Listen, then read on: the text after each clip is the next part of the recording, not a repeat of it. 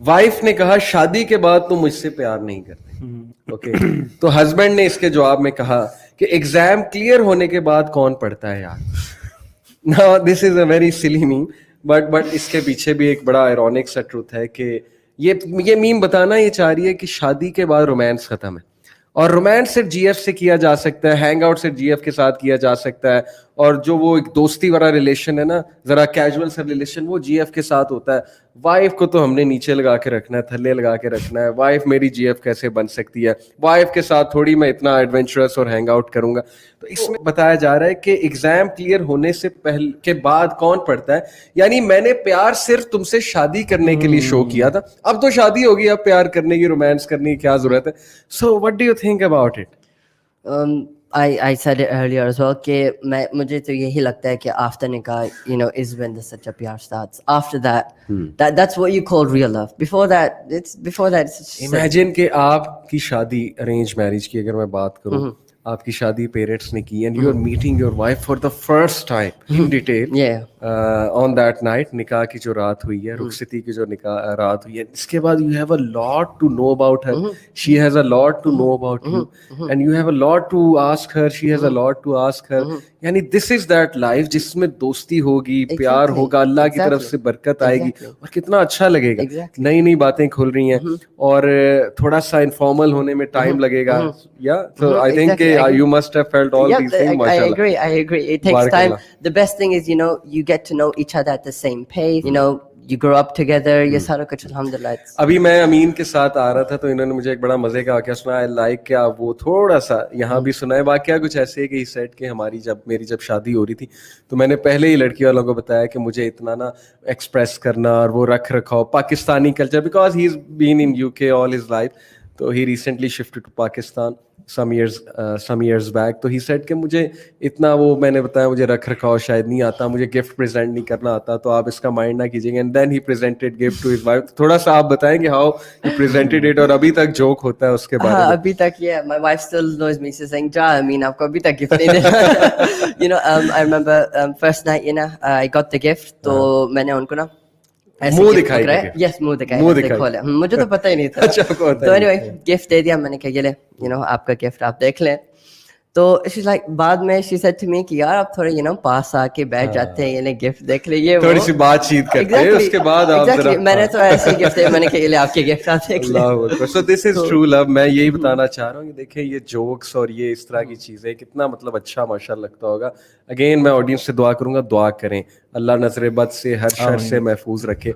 तो what do you think about this meme Ravi के शादी के बाद रोमांस खत्म हो जाता है? ऐसे अगर हम देखें, मुझे मेरा एक दोस्त कहता था कि यार शादीशुदा जोड़े चेहरे से पहचाने जाते हैं और गर्लफ्रेंड बॉयफ्रेंड भी चेहरे से पहचाने जाते हैं. मैंने कहा कैसे?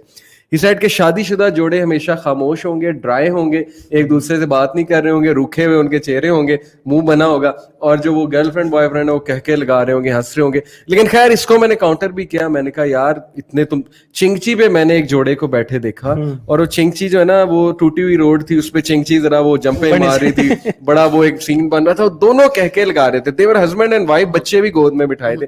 मैंने उनके लिए दुआ की कि यार माशाल्लाह लुक एट दिस, कि happiness is not in things, happiness is in moments. वो कितना एंजॉय कर रहे हैं. तो what do you think about it? शादी के बाद रोमांस खत्म हो जाता है, और ये एग्जांपल उसकी ठीक है कि चेहरे मुरझा जाते हैं, ड्राई हो जाते हैं, आपस में बातें नहीं करते? Not at all. Actually it really depends के how you deal with your spouse. ये बहुत डिपेंड करता है. अगर आप, जिस तरह अमीन ने कहा ना, you are growing with pace और आप इकट्ठे ग्रो हो रहे हो, तो आई रियली फील कि अगर आपकी लेट मैरिज है, दिस इज वेरी इंपॉर्टेंट. अगर आपकी लेट मैरिज है, so you might be have experienced everything. ठीक है, बचा कुछ भी नहीं है. अब बचा है तो सिर्फ material stuff, but you are giving me what I am getting. ठीक है, लेकिन जब when you are getting early age में आपकी शादी होती है, so for you everything is new, everything is beautiful, everything is amazing, everything is adventurous. लेकिन जब आपने सारे एडवेंचरस, सारे एक्सपीरियंसेस कर लिए हैं, तो everything is bore for you after marriage. Because आपको हैबिट है, you need to want, you want something new. जिस तरह आपने कहा ना कि आपका दोस्त सिलेक्शन करता है सीढ़ियां उतरते हुए, तो आपने जब वो शादी करेगा, तो उसके लिए तो डेली बेसिस की सिलेक्शन थी, तो उसने पूरी लाइफ के लिए सिलेक्शन की, उसके लिए बोरिंग है. बिल्कुल ठीक. उसके लिए वो डिजास्टर्स है. तो फिर तो वो बोर ही होगा ना, उसको मुंह ही बना होगा. Very interesting. बहुत इंपॉर्टेंट पॉइंट देखिए इन्होंने मेंशन किया कि अगर तो आप वो प्रायोरिटी आपकी वो है कि बाहर मुंह मारना है, तो फिर तो जाहिर है कि शादी में कुछ नहीं रखा, फिर तो वही मुरझाए हुए चेहरे। लेकिन मुरझाए हुए चेहरों की और भी बड़ी रीजंस होती हैं। देखिए जब शैतान बड़ा इन्वॉल्व होता है हलाल रिलेशन में, लड़ाई झगड़े, कंप्लेनिंग, ओवर कंप्लेनिंग करना, हर वक्त जो है ना एक नेगेटिव माहौल बनाना, तो फिर ये होता है कि शौहर बात करना ही छोड़ देता है। ये चीज़ बड़ी इंपॉर्टेंट है कि वाइफ्स ये रियलाइज़ करें कि हर वक्त कंप्लेन नहीं करनी, ठीक है ना, शौहर को ज़रा इजी टाइम भी देना है, रिलैक्स करना है। There is so much on his mind, he is working and he is you know doing job and stuff like that. On the other hand शौहर भी औरत पे इतना ज़्यादा बोझ डाल दे कि हर चीज़ तुमने खुद करनी है, वो इंडक्ट ही ना कराए अपनी फैमिली में वाइफ को, बिकॉज ही इज़ द कव्वाम। जैसे एक नन्ना सा बीज होता है, उसको वाटर देने वाला गार्डनर होता है, वो पौधे को बड़ा करता है। तो आई थिंक कव्वाम का यही रोल है कि वो औरत को ग्रो कराए, अपनी फैमिली में भी ओवरऑल भी एम्पावर करे। तो डू यू थिंक कि ये हमारी सोसाइटी में नहीं होता, इसलिए ये मीम बनी है जी कि शादी के बाद तो जो है वो प्यार वैसे ही खत्म हो जाता है?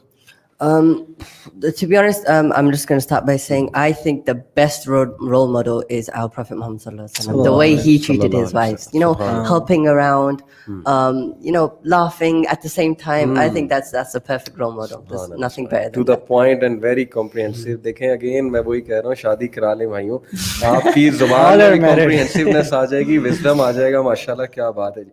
नेक्स्ट मीम, जब मैं छोटा था तब सब छेड़ते थे तेरी शादी करवा देते, लेकिन अब वो बड़ा सैड सा मुंह बना के लड़का बैठा कह रहा है अब तो कोई ऐसा मजाक भी नहीं करता। यानी वो दिल ही हार गया कि पहले तो ये सब कहते थे तेरी शादी करा देंगे, तो अब ऐसा मजाक करें तो मैं कहूँ कि हाँ हाँ जल्दी करा दें।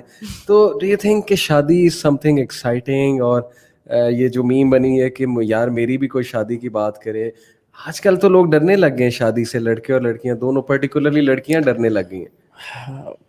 सेम द केस की सोसाइटी ऐसी है ना। देखें जब आपकी एक यूनिवर्सिटी में या कॉलेज में एक लड़का एक लड़की को टच करता है या लड़की लड़के को टच करती है, तो उसके लिए इसका एक्सपीरियंस क्या है? उसने ये लेसन लर्न किया कि ये जो बॉय है या जो मेल है वो होती ऐसे हैं, तो आई शुड मतलब कि फियर उसके दिमाग में एक उसकी